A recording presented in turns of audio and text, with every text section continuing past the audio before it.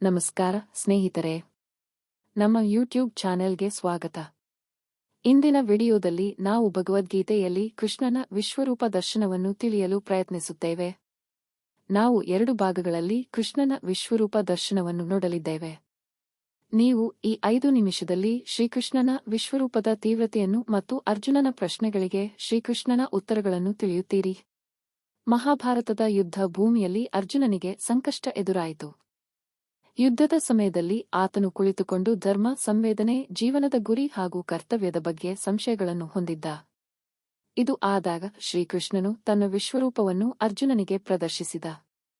ಅರ್ಜುನನು, ಓ ಪ್ರಭುವೇ, ಯೋಗೀಶ್ವರನೇ, ನಿನ್ನ ವಿಶ್ವರೂಪವನ್ನು ನಾನು ನೋಡಬಲ್ಲೆ ಎಂದು ನೀನು ಭಾವಿಸುವೆಯಾದರೆ ಆ ನಿನ್ನ ಅಪರಿಮಿತ ವಿಶ್ವರೂಪವನ್ನು ತೋರಿಸು ಎಂದು ಕೇಳಿಕೊಳ್ಳುತ್ತಾನೆ.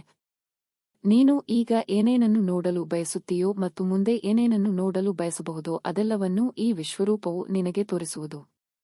ಚರಾಚರವಾದದ್ದೆಲ್ಲವೂ ಸಂಪೂರ್ಣವಾಗಿ ಒಂದು ಸ್ಥಳದಲ್ಲಿ ಇಲ್ಲಿವೆ. ಹೀಗೆ ಹೇಳಿ ಅರ್ಜುನನಿಗೆ ತನ್ನ ವಿಶ್ವರೂಪವನ್ನು ತೋರಿಸಿದನು. ಇಂತಹ ರೂಪವನ್ನು ನೋಡಿದ ಅರ್ಜುನ ಅಚ್ಚರಿಯನ್ನೂ ಭಯವನ್ನೂ ಅನುಭವಿಸಿದನು. ಅರ್ಜುನನು ಕಂಡ ದೃಶ್ಯ ಅತಿ ಅದ್ಭುತವಾಗಿತ್ತು. ಅನಂತ ಕಣ್ಣುಗಳು, ಅನಂತ ಕೈಗಳು, ಅನಂತ ಬಾಯಿಗಳು ಮತ್ತು ಅನಂತ ರೂಪಗಳನ್ನು ಹೊಂದಿದ್ದನು. ಕೃಷ್ಣ ಪ್ರತಿಯೊಂದು ಜೀವಿಯೂ, ಪ್ರತಿಯೊಂದು ವಸ್ತುವೂ ಅವನಲ್ಲಿ ಅಡಕವಾಗಿತ್ತು.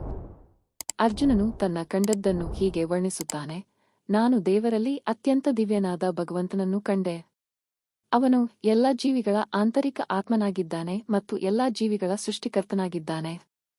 ಅರ್ಜುನನು ಆ ವಿಶ್ವರೂಪದಲ್ಲಿ ಅಸಂಖ್ಯಾತವಾದ ಬಾಯಿಗಳನ್ನು, ಅಸಂಖ್ಯಾತವಾದ ಕಣ್ಣುಗಳನ್ನು, ಅಸಂಖ್ಯಾತವಾದ ಅದ್ಭುತ ದರ್ಶನಗಳನ್ನು ಕಂಡನು. ಆತನು ದಿವ್ಯಮಾಲೆಗಳನ್ನು, ವಸ್ತ್ರಗಳನ್ನು ಧರಿಸಿದ್ದನು. ಹಲವು ದಿವ್ಯ ಗಂಧಗಳನ್ನು ಲೇಪಿಸಿಕೊಂಡಿದ್ದನು. ಎಲ್ಲವೂ ಆಶ್ಚರ್ಯಮಯವಾಗಿದ್ದಿತು, ಉಜ್ವಲವಾಗಿದ್ದಿತು, ಅನಂತವಾಗಿತ್ತು. ವಿಶ್ವತೋಮುಖವಾಗಿದ್ದಾನೆ. ಅನಂತರ ದಿಗ್ಭ್ರಮೆಯಿಂದ, ಆಶ್ಚರ್ಯದಿಂದ ರೋಮಾಂಚನಗೊಂಡ ಅರ್ಜುನನು ತಲೆಬಾಗಿ ಪ್ರಣಾಮ ಮಾಡಿ ಕೈಗಳನ್ನು ಮುಗಿದುಕೊಂಡು ಪರಮ ಪ್ರಭುವಿಗೆ ಪ್ರಾರ್ಥನೆಯನ್ನು ಮಾಡಲು ಪ್ರಾರಂಭಿಸಿದನು. ಪ್ರೀತಿಯ ಪ್ರಭು ಶ್ರೀಕೃಷ್ಣನೇ, ಎಲ್ಲಾ ದೇವತೆಗಳು ಮತ್ತು ಇತರ ಹಲವಾರು ಜೀವಿಗಳು ನಿನ್ನ ದೇಹದಲ್ಲಿ ಸೇರಿರುವುದನ್ನು ಕಾಣುತ್ತಿದ್ದೇನೆ.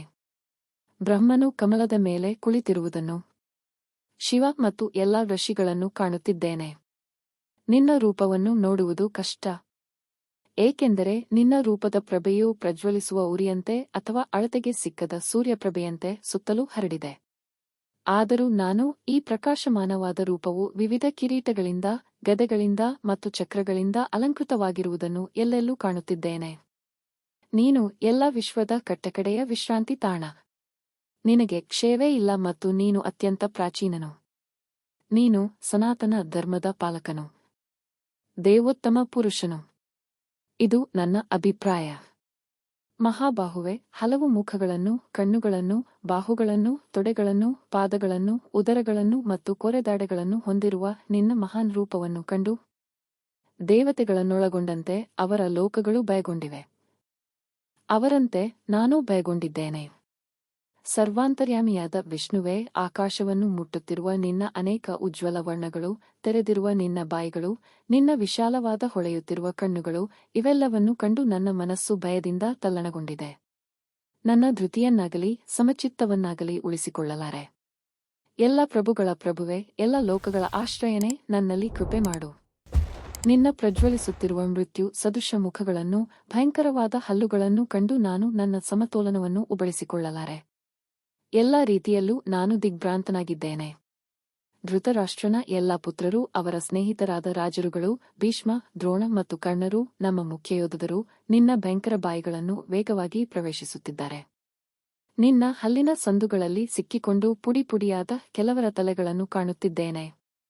ನದಿಗಳ ಅಧಿಕ ಸಂಖ್ಯೆಯ ಅಲೆಗಳು ಸಮುದ್ರದೊಳಕ್ಕೆ ಹರಿಯುವಂತೆ ಈ ಎಲ್ಲ ಮಹಾ ಯೋಧರು ಪ್ರಜ್ವಲಿಸುತ್ತ ನಿನ್ನ ಬಾಯಿಗಳನ್ನು ಪ್ರವೇಶಿಸುತ್ತಿರುವರು. ಪತಂಗಗಳು ತಮ್ಮ ನಾಶಕ್ಕಾಗಿ ಉರಿಯುತ್ತಿರುವ ಜ್ವಾಲೆಯನ್ನು ವೇಗವಾಗಿ ಪ್ರವೇಶಿಸುವಂತೆ ಎಲ್ಲ ಜನರು ನಿನ್ನ ಬಾಯಿಗಳೊಳಕ್ಕೆ ವೇಗವಾಗಿ ಧಾವಿಸುತ್ತಿರುವರು. ವಿಷ್ಣುವೇ, ಉರಿಯುತ್ತಿರುವ ನಿನ್ನ ಬಾಯಿಗಳಲ್ಲಿ ಎಲ್ಲ ಕಡೆಗಳಿಂದ ನೀನು ಎಲ್ಲ ಜನರನ್ನು ನುಂಗುತ್ತಿರುವುದನ್ನು ನಾನು ಕಾಣುತ್ತಿದ್ದೇನೆ. ನಿನ್ನ ತೇಜಸ್ಸಿನಿಂದ ಇಡೀ ವಿಶ್ವವನ್ನು ಆವರಿಸಿದ್ದೀಯೆ. ನೀನು ಭಯಂಕರವಾದ ಸುಡುವ ಕಿರಣಗಳೊಡನೆ ಪ್ರಕಟವಾಗಿದ್ದೀಯೆ. ಪ್ರಭುಗಳ ಪ್ರಭುವೇ, ಉಗ್ರರೂಪನೇ, ದಯೆಯಿಟ್ಟು ನೀನು ಯಾರು ಎಂದು ಹೇಳು. ನಾನು ನಿನಗೆ ಪ್ರಣಾಮ ಮಾಡುತ್ತೇನೆ. ದಯೆಯಿಟ್ಟು ನನ್ನಲ್ಲಿ ಕೃಷೆ ಮಾಡು. ನೀನು ಆದಿಪುರುಷನು. ನಿನ್ನ ಉದ್ದೇಶವನ್ನು ನಾನು ತಿಳಿಯಲಾರೆನು, ಆದುದರಿಂದ ನಿನ್ನನ್ನೂ ತಿಳಿಯಬೇಕೆಂದು ಬಯಸುತ್ತಿದ್ದೇನೆ ಎಂದು ಅರ್ಜುನನು ಕೇಳಿಕೊಳ್ಳುತ್ತಾನೆ. ಮುಂದಿನ ಭಾಗದಲ್ಲಿ ಹೆಚ್ಚಿನ ವಿಷಯ ಚರ್ಚಿಸೋಣ. ಈ ವಿಡಿಯೋ ನಿಮಗೆ ಇಷ್ಟವಾಗಿದ್ದರೆ ಲೈಕ್ ಮಾಡಿ, ಶೇರ್ ಮಾಡಿ ಮತ್ತು ಕಾಮೆಂಟ್ ಮಾಡಿ. ನಮ್ಮ ಚಾನೆಲ್ಗೆ ಸಬ್ಸ್ಕ್ರೈಬ್ ಮಾಡಿ ಹೆಚ್ಚಿನ ಆಧ್ಯಾತ್ಮಿಕ ವಿಷಯಗಳನ್ನು ಪಡೆಯಿರಿ. ಧನ್ಯವಾದಗಳು.